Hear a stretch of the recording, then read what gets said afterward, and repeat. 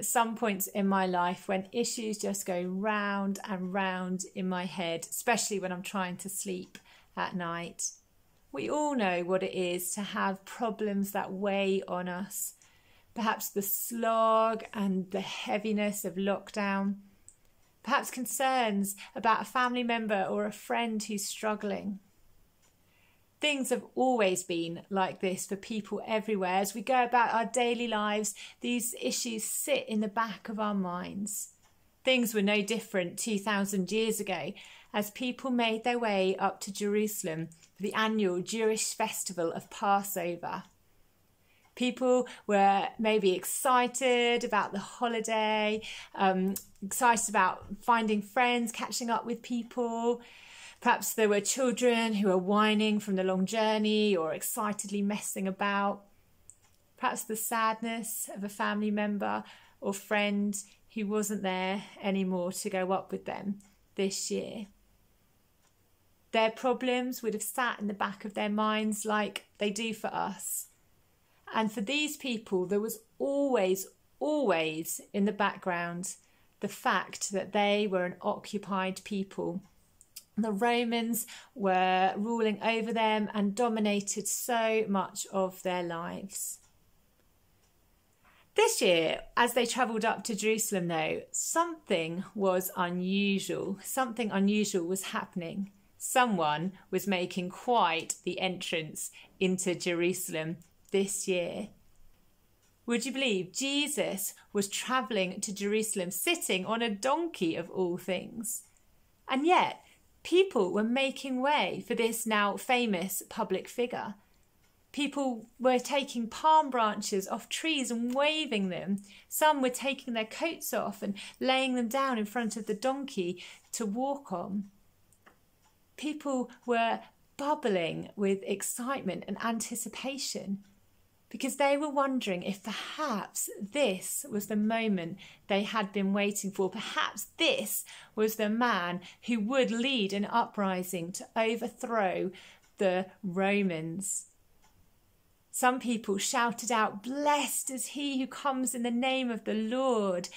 They were calling him a king. Was he the one? Was this the moment? Was this the beginning of the end, the time of triumph?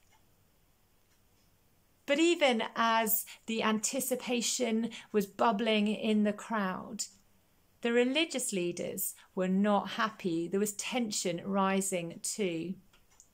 The religious leaders had long been against Jesus, and now they were horrified to see people so publicly excited about his coming to Jerusalem. "This is getting us nowhere," they muttered between themselves. "Look, the whole world has gone after him." They had actually already been plotting to kill Jesus. His claims to be the Son of God were just too much for them. More than that, they were worried as well that he might actually start an uprising and then the Romans would come down even harder on them. Perhaps in some people's minds, though, this just didn't add up. Why would Jesus come riding a donkey? You don't need much knowledge of the culture then to guess that kings did not ride into battle on donkeys.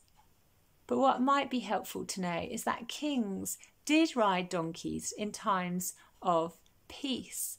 So although some in the crowd might have been hoping that this was the big rebellion, actually Jesus wasn't coming to overthrow the Romans.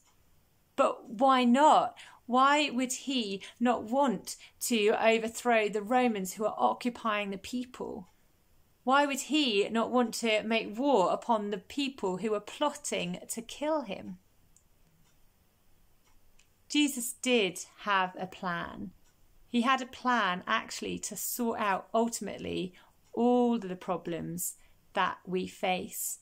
But he had to start with the biggest problem first.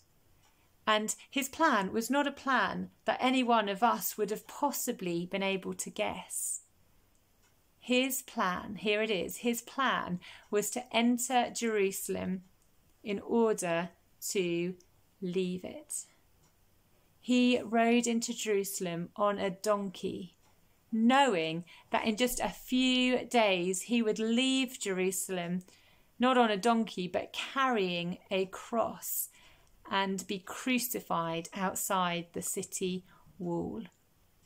Why would Jesus arrive so openly, so publicly, when he knew people were trying to kill him?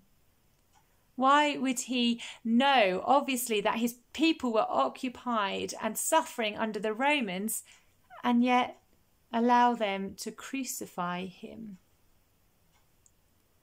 Jesus makes his entrance into Jerusalem, knowing that it will lead to a terrible exit.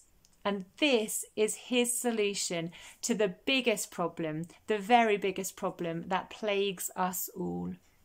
Even though we might not even be aware of it, our biggest problem is that our relationship with the Creator God is broken. And therefore everything else in life is broken too. Jesus knows that we suffer and we hurt and we scroll the internet looking for solutions to our problems.